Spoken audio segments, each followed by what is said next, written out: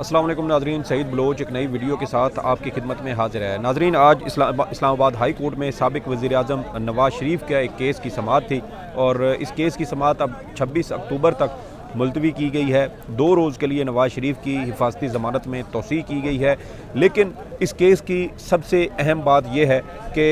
यहाँ आज हमने देखा कि रियासती इदारे नवाज़ शरीफ को रिलीफ फराहम करने में एक दूसरे से ज़्यादा जल्दी किस तरह दिखा रहे हैं, कैसे फुर्तियाँ दिखाई जा रही हैं कि एक मुजरिम जिसके ख़िलाफ़ शवाहिद की बुनियाद पर जिसको सज़ा सुनाई गई, अब वही सज़ा रिवर्स करने के लिए तमाम तर जो कानूनी तकाज़े हैं उनको भी पामाल किया जा रहा है। आइन और कानून का भी मजाक उड़ाया जा रहा है और अदालतें भी इसमें जो है वो उनकी जो इज़्ज़त और तकरीम है उस पर भी सवालिया निशान उठ चुका है। आज केस की जब समाअत हुई, नवाज़ शरीफ साहब का 2:30 बजे केस समाअत के लिए मुकर्रर था, लेकिन उस केस की समाअत तकरीबन 4 बजे के करीब हुई और समाअत भी ज़्यादा देर तक जारी नहीं रही। कुछ मिनटों तक समाअत हुई और उसके बाद नवाज़ शरीफ साहब वहाँ से वापस रवाना हो गए। और इस केस की समाअत के दौरान मुस्लिम लीग नून के जो वकील थे, साबिक वफाकी वज़ीर कानून भी रहे हैं आज़म नज़ीर तारड़, सेनेटर हैं पाकिस्तान मुस्लिम लीग नून के, वो अदालत में पेश हुआ और उन्होंने नवाज़ शरीफ साहब का वही दुहाइयाँ दी कि नवाज़ शरीफ साहब के साथ जुल्म किया गया, वो मज़लूम थे, रियासती इदारों ने उनके साथ ज़्यादतियाँ की और इस तरह की जो एक तरह से आप समझे कि इमोशनल टच देने की उन्होंने कोशिश की ताकि नवाज़ शरीफ साहब के लिए अवामी हमदर्दी जो है वो उसको पैदा किया जा सके, उसको बढ़ाया जा सके। क्योंकि ये जो भी समाअत चल रही थी, साथ साथ वो मीडिया के ऊपर रिपोर्ट हो रही थी, सारा दिन मीडिया ने नवाज़ शरीफ साहब को भरपूर कवरेज दी।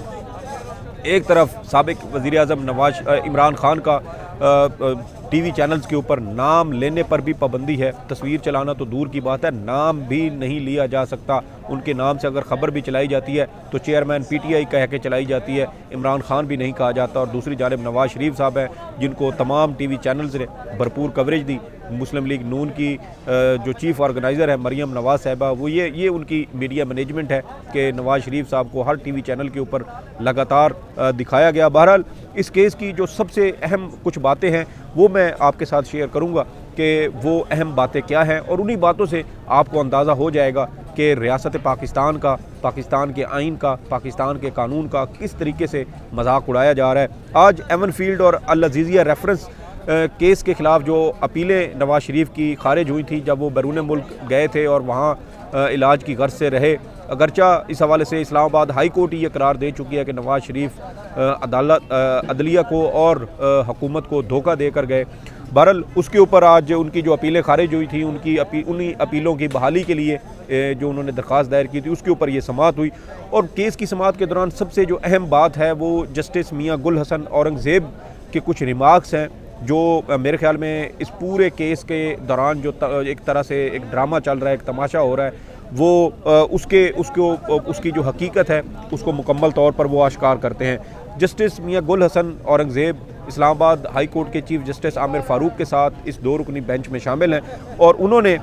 आज कुछ अहम रिमार्क्स दिए। उन्होंने कहा कि तमाम इल्ज़ामात का मलबा अदालतों पर डाल दिया जाता है, यानी अदालत को ही इस बात का कसूरवार करार दिया जाता है कि मुकदमात बनाए गए, सज़ाएं दी गई और फिर उन सज़ाओं को ख़त्म किया गया, शायद वो ये कहना चाहते थे। और उन्होंने साथ ये भी कहा कि नैब का कंडक्ट भी तो देखें। उसके अलावा उन्होंने नैब प्रोसिक्यूटर जो उस वक्त अदालत में मौजूद थे उन्हें ये कहा कि आप चेयरमैन नैब से हिदायत ले लें, अदालत का वक्त क्यों ज़ाया कर रहे हैं। इसके बाद chief justice Islamabad high court justice Aamir Farooq ने भी रिमार्क्स दिए। उन्होंने तो जो है वो हर चीज़ बिल्कुल ही ओपन कर दी, उनके एक जुमले ने सब कुछ वाजे कर दिया कि इस वक्त इंसाफ के नाम पर किस तरीके से ले दे हो रही है। और वो देखें, उन्होंने कहा कि नैब अगर समझता है कि नैब रेफरेंसेस गलत दायर हुए तो वापस ले लें, अगर रेफरेंस वापस लेने हों तो कैसे लिए जा सकते हैं। ये आज की समाअत का जो है ये मुकम्मल निचोड़ मेरे ख्याल में इन 2 जुमलों के अंदर मौजूद है कि नैब रेफरेंस ही वापस लेने की बात हो रही है। वो नैब रेफरेंस जिनके हवाले से कहा जाता था कि इनके शवाहिद मौजूद हैं, नवाज़ शरीफ साहब जो हैं इन्होंने करप्ट प्रैक्टिसेस की हैं, इन्होंने पाकिस्तानी अवाम का पैसा लूटा है और उसकी बुनियाद पर लंदन में जायदादें बनाई हैं। लेकिन अब ये अचानक से सामने आया जी कि वो तो नैब तो रेफरेंस ही सारे गलत थे। तो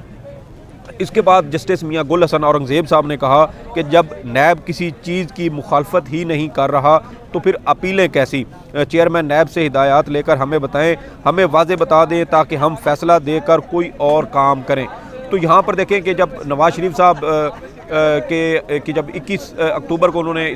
पाकिस्तान आना था तो उससे पहले जो उनकी दरखास्तें दायर की गई थी इस्लामाबाद हाई कोर्ट में, तो उस वक्त नैब की जो टीम थी वो बग़ैर नोटिस किए ही इस्लामाबाद हाई कोर्ट में मौजूद थी। और जब अदालत की जानिब से कहा गया, पूछा गया कि क्या नैब को नवाज शरीफ की हिफाजती ज़मानत पर कोई एतराज़ तो नहीं, तो उस पर कहा गया जी नहीं, नैब को इस पर कोई एतराज़ नहीं है। और आज भी नैब की जानिब से कुछ इसी तरह का रवैया जो है वो अपनाया गया। अदालत ने नैब से सवाल किया कि क्या नैब नवाज शरीफ को गिरफ़्तार करना चाहता है, जिस पर नैब प्रोसिक्यूटर जो अदालत में मौजूद थे उन्होंने जवाब दिया नहीं, हम नवाज शरीफ को गिरफ़्तार नहीं करना चाहते। चीफ जस्टिस आमिर फ़ारूक ने फिर सवाल किया कि नैब को नवाज शरीफ की हिफाजती ज़मानत में तौसीह पर कोई एतराज़ है, तो नैब प्रोसिक्यूटर जनरल ने फिर जवाब दिया कि नहीं, हमें कोई एतराज़ नहीं है। इसके बाद अदालत ने नैब वकील को मज़ीद हिदायत लेने के लिए जो है वो नोटिस जारी किया है नैब को कि चेयरमैन नैब से हिदायत ली जाएँ कि नैब रेफरेंसेस अगर वापस लेने हैं तो वो इस हवाले से हतमी फ़ैसला करके अदालत को आगाह करें। इसके अलावा अदालत ने 2 रोज़ के लिए यानी 26 अक्टूबर तक अब नवाज शरीफ की हिफाजती ज़मानत में भी तौसीह कर दी है। केस की समाअत को अगर हम देखें, हालात व वाक़यात को देखें तो ऐसे नज़र आता है जैसे इस्लामाबाद हाई कोर्ट को नवाज शरीफ को बरी करने की जल्दी है और नैब को इस्लामाबाद हाई कोर्ट से बढ़कर उनकी बरीयत की जल्दी है, जबकि दूसरी जानिब साबिक़ वज़ीर-ए-आज़म इमरान खान के ख़िलाफ़ बूंदे मुकदमात बनाए जाते हैं। वो नैब रेफरेंस उनके खिलाफ 190 मिलियन पाउंड का बनाया जा रहा है, जिसके बारे में नून लीग के अपने ही लगाए हुए चेयरमैन नैब आफ्ताब सुल्तान ने ये कहकर इस्तीफ़ा दे दिया था कि मुझसे कुछ ऐसे इक़दामात करवाने के, कुछ ऐसे काम करवाने के लिए मुझ पर दबाव डाला जा रहा है जो मैं नहीं कर सकता। बहरहाल ये तमाम तर सूरत हाल है जिसको पाकिस्तान की आवाम भी देख रही है, पाकिस्तान के लोग भी देख रहे हैं और ये पूरी दुनिया देख रही है कि पाकिस्तान में आइन और कानून का किस तरह खिलवाड़ किया जा रहा है, किस तरह तमाशा बनाया जा रहा है, कैसे अदालतों के ज़रिए लोगों को उनको जो है वो मुकम्मल उनको पाक और साफ़ कर दिया जाता है। और ये तमाशा पाकिस्तान की आवाम देख रही है। इस तमाशे का फ़ायदा सिर्फ़ पाकिस्तान की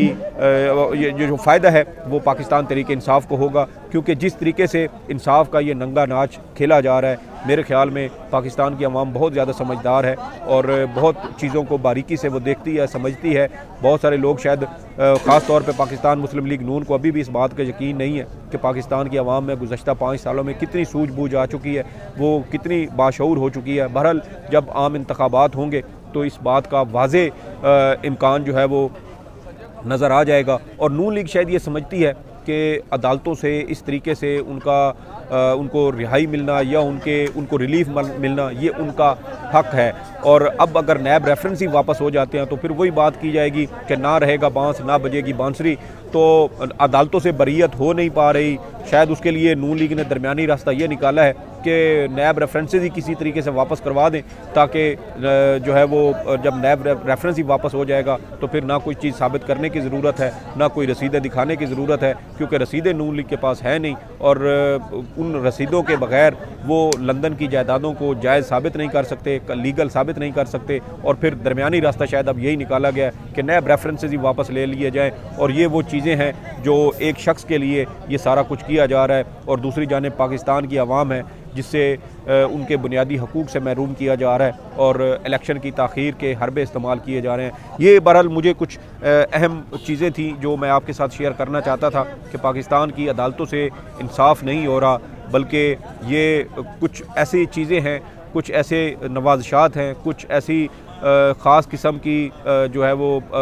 समझे कि करामात हैं जो कुछ लोगों के ऊपर बरसाई जा रही हैं, कुछ मेहरबानियाँ की जा रही हैं कि वो लोग जो कल को मुजरिम थे वो अचानक कैसे बेगुनाह हो सकते हैं, जो करप्ट थे वो यकदम ईमानदार कैसे हो सकते हैं। ये सवाल पाकिस्तान की आवाम को खुद से भी पूछना चाहिए और आइंदा आम इंतखाबात में ये सवाल जहन में रखते हुए वोट भी डालना चाहिए। सईद बलोच को इजाज़त दें। अल्लाह हाफ़िज़।